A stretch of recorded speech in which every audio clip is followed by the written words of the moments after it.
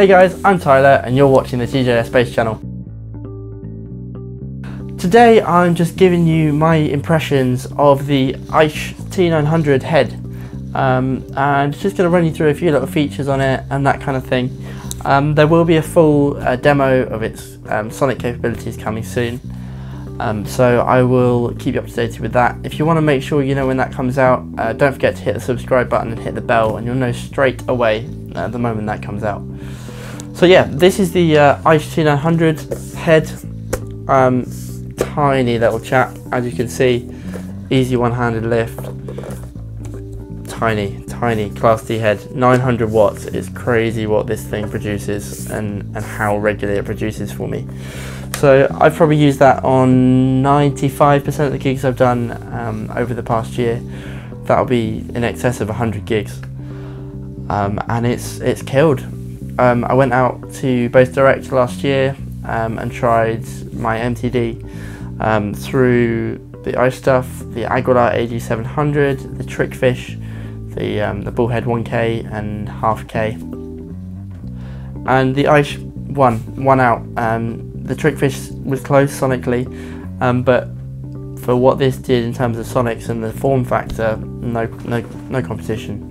The Trickfish is a big amplifier still, despite the fact it's Class D, it's a big amp, and it's got a big price too. And I think that was difficult to justify for me when I know that I can have this at every single gig. Everything I do is there. So despite the fact that it does look like it's kind of backup amp sized, this is the main event. Simple 4-band EQ across the front, your master volume, really obvious mute and post EQ XLR switches. So those light up bright white. There's no chance you'll miss them on stage. And then gain knob, and this knob here, which is the taste control. For me, the taste control is probably the most interesting factor of the whole EQ. It doesn't do what most taste EQs do, you know, shape, contour, whatever you want to call it. It's not that. This really, if you turn it towards this side, towards the right, it thickens up the mids, it thickens up the lows and takes the treble off a bit, so you get a kind of vintagey, B15y, SVT, that kind of realm of tone.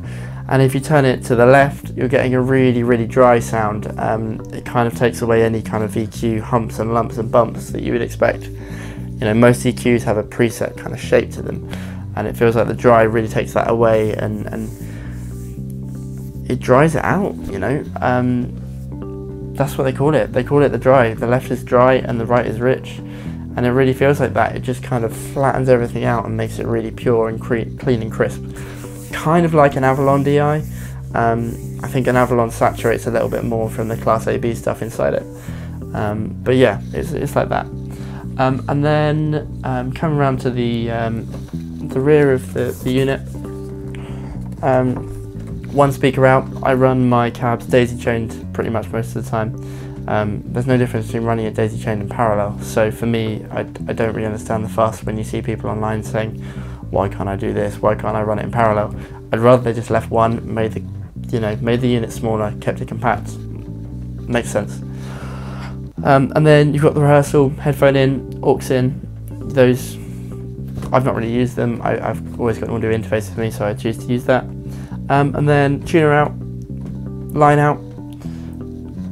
Tuner out's quite rare on a head of this size. I don't spend much time around here, but just thinking about that, that's a rare thing to have on a small head. So you know this is aimed at professionals. Line out, so that's an alternative to your XLR on the front, and then return effects loop. So for your line in and your send, and then you've got your little Made in Germany logo right there. One thing I failed to mention is that the DI on this is transformer balanced, so really solid DI. And it has two tiny little fans on this side, but you rarely really, I've never heard them working properly at gig level. I was just shooting a video a minute ago and I could, into a 4-ohm cab, they turn on, but they're super quiet. And then the other side of it, they're just, you know, a big open grill for that heat to dissipate and get blown through. So for me, I think it sounds great. That's the most important thing. With my different basses, it really changes the character.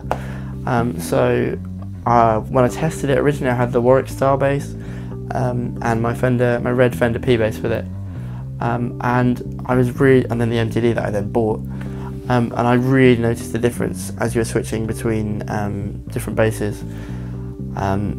They really shone and had their own characteristic. They didn't feel like they were completely one colour, which I found I had a lot with the TT Electronic stuff, which is what I was using before. When it comes to the EQ, the high mid is kind of perfect for me. I think it's about 1K. High mid often is around 1K, and that just smooths it out. So if I'm really EQing, generally I'm just going to knock that EQ back a little bit to there, pull the low mid up a bit, and then turn the low up a bit too. Highs I just keep flat. The highs are really nice on this. They're really crisp and transparent, but they're not papery. It's kind of the best way to describe it. They're not clicky and twangy and hissy. If you turn it up, you do get a little bit of hiss from your tweeters, but nothing horrific. It's not a nasty affair. And I just keep it flat, to be honest.